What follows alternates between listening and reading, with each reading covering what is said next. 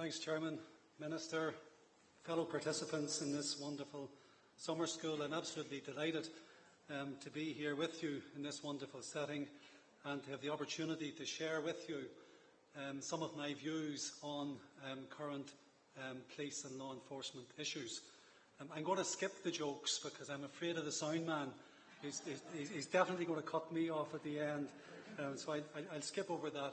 And I'm not going to rehearse the controversies that we all know about over the last number of months and years.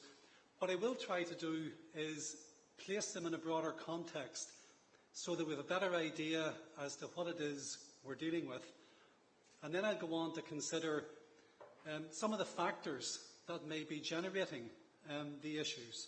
And then I'll conclude with some suggestions as to how we might go about tackling the root causes.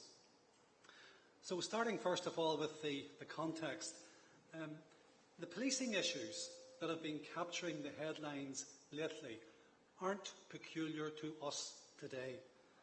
They're virtually endemic in all police forces, in all parts of the globe. Of course, we like to look back all misty-eyed at a golden age when Gardaí were exemplars of virtue, untouched by the corrupt practices of the foreigner. But that golden age never existed. Before the force was even fully established, most of the rank and file mutinied against their leaders and against the government. One of the longest serving and certainly the most influential Garda Commissioner was a fascist, and he modelled the force in his own authoritarian ideology. When a High Court judge felt compelled to describe an elite armed Garda unit as an excrescence on the force, the year was 1937, not 2007. And in the 1970s and the 1980s, of course, we had the Heavy Gang and the Kerry Babies debacle, among others. In the 1990s and 2000s, it was impossible to keep up with all the abuses. The Morris Tribunal alone revealed a truly bizarre litany of corruption and incompetence, the likes of which have rarely been seen in the policing of any other common law country in the world. So what we're wrestling with now is not new, even for us. But what's causing it all? Why is it so endemic and persistent? Why can't we stop it or even get on top of it? And as with so much in policing, the answers are many, they're complex, and they're contested. In the limited time I have available, I will focus on two related areas that I think are particularly relevant to us here in Ireland today. The first is a concentration of police power in the hands of central government. And the second is a dramatic expansion of Garda powers over the past 8 years. The concentration of power and authority in the hands of a few seems to be part of our culture. You can see it in the Catholic Church. You can see it in the financial institutions, in the growth of central government, in the emasculation of local government, and so on and so on. So it must seem the natural order of things to have the whole state policed by a single police force, organised in a strict hierarchical pyramidal structure with central government at the apex. But that's not the universal norm in other common law countries. England and Wales, for example, are policed by 43 separate local constabularies. The USA has no less than 18,000 separate law enforcement agencies, most of them small and local. Our national model is the one more closely associated with totalitarian states. And not only that, we combine the civil police function with the state security function in the hands of the Garda, as Michael very expertly pointed out, and we place that under the direct control of central government. That should scare you. But perhaps it wouldn't matter so much if Garda powers were limited and subject to strict checks and balances. And certainly you might think, in the light of the Morris revelations, that we would be working hard in that direction. But in fact, we've been doing the exact opposite.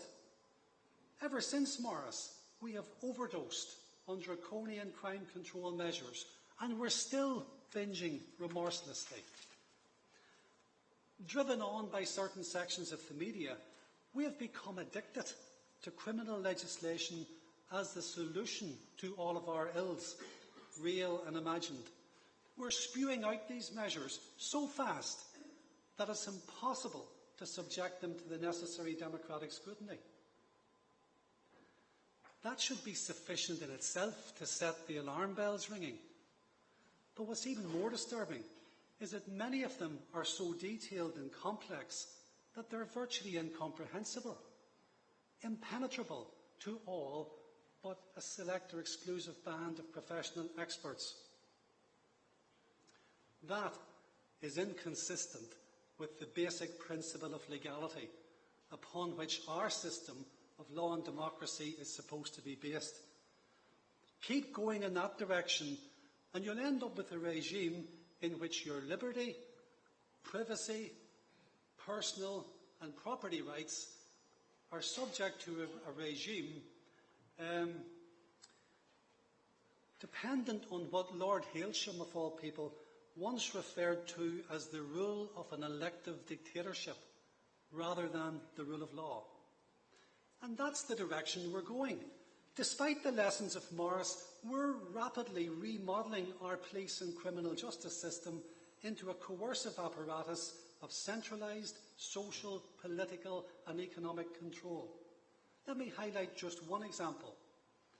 Since Morris, unbelievably, we have given Gardaí extensive new powers of surveillance. They can now authorise themselves to sneak into your home and plant a bugging device, which will then be used to watch and listen to you in the privacy of what you consider to be your own home. And then they can sneak back in again and remove it without you ever knowing that it or they were there. Unless, of course, they make themselves a cup of tea while they were in getting it. There are few powers more symptomatic of a police state than that. And to crown it all, there's a blanket prohibition on the disclosure of information about any such surveillance operation. I could go on for hours with more examples. And to make matters worse, we have not complemented these powers with effective accountability checks and balances. The reforms that were introduced in response to Morris have given us merely the appearance of accountability. The substance is lacking. Take ministerial control over the Garda, for example. It exposes the immense powers and resources of the Garda to improper influence from those in government, and through them from less visible but no less powerful private vested interests in the state, and indeed beyond the state. And despite what Michael says, it does not deliver the quid pro quo of democratic accountability to the people. Successive ministers for justice, including Michael himself, have been notoriously reluctant to discharge that accountability function in what I would consider any meaningful manner. They simply refuse to account or accept responsibility for Garda operations. When pressed, they say these are a matter for the Garda authorities, who of course don't appear in the Dáil to answer questions about what it is they did do or what it is they didn't do in any particular operation. Now, it doesn't take much imagination to realise that that approach leads to an unhealthily cosy relationship between police and government at your expense. What then about the Garda complaint system? It was first introduced in 1986 and did not work because of inherent flaws. It was reformed in 2005, and it still doesn't work effectively because there are still flaws. It's about to be reformed again, but you can be sure it'll still not work perfectly or effectively because there will still be flaws, and then there'll have to be further reforms, and so the merry dance goes on. Closely associated with all this is the lack of transparency in Irish policing. The Garda is one of the most secretive police forces in the democratic world. Most of their law enforcement policies are confidential, for no good reason other than a cult of secrecy. They don't publish regular and coherent data on the exercise of powers of arrest, stop and search, entry, search and seizure, surveillance, and so on. So we have no way of knowing how or to what extent these powers are being used. Is it any wonder we are here yet again with a sense of crisis about policing? So what's to be done?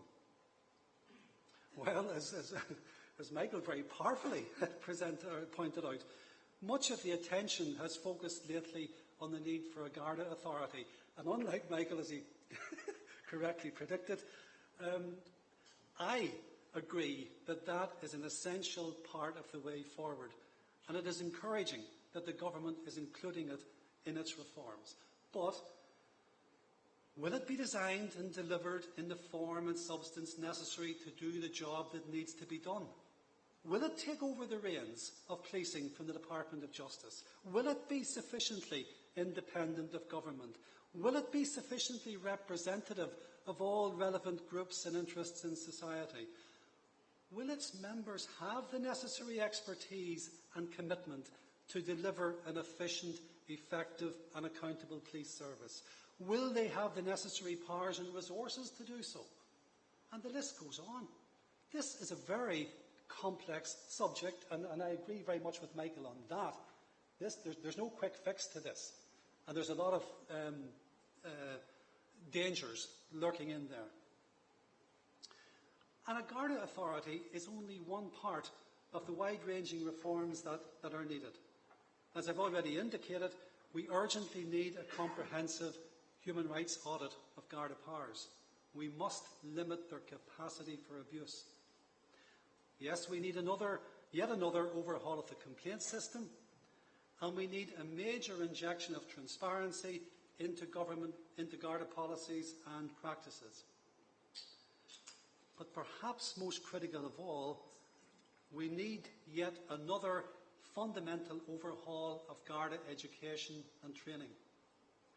Only this time, it must deliver a human rights-based programme that is capable of equipping every member of the Garda, from the newest recruit right up to commissioner rank, with the necessary knowledge, skills and values to deliver an efficient and ethical police service on a daily basis. And that needs to be complemented with transparent promotions and personnel procedures, which actually reward efficiency and commitment to ethical values, and actually punishes neglect, abuse and bullying.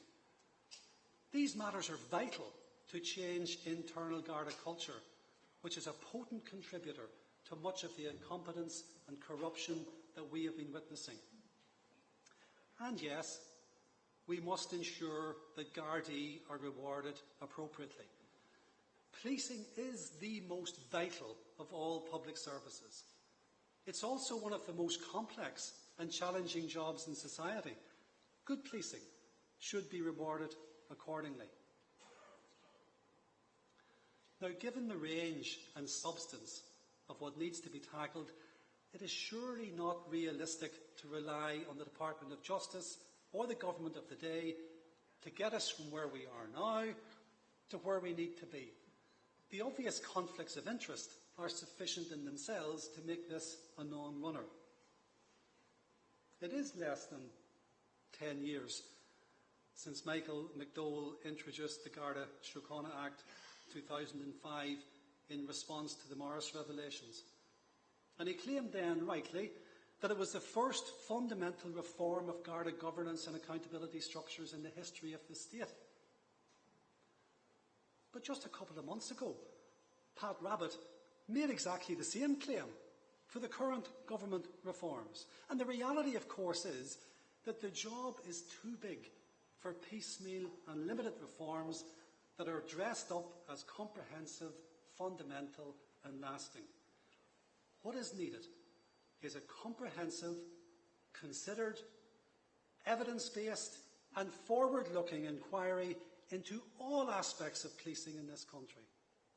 And the object must be to define a vision for Irish policing for the next 50 years, and to identify the joined-up reforms that will be necessary to deliver on that vision in an increasingly diverse society based on respect for human rights and the rule of law. We urgently need a Patton-style commission, chaired by someone like Maurice Hayes with a broad-based team of experts. They must be given the powers, the resources and the time to conduct the type of fundamental and forward-looking review of policing that most other common law countries have benefited from at least once in the past 50 years. Chairman, unless we change course in that direction, we'll be back here in 5 years' time, conducting the same debate on the basis of the same sound bites with the same result. The Garda deserves better. We deserve better. And we can do better. Thanks very much for your patience.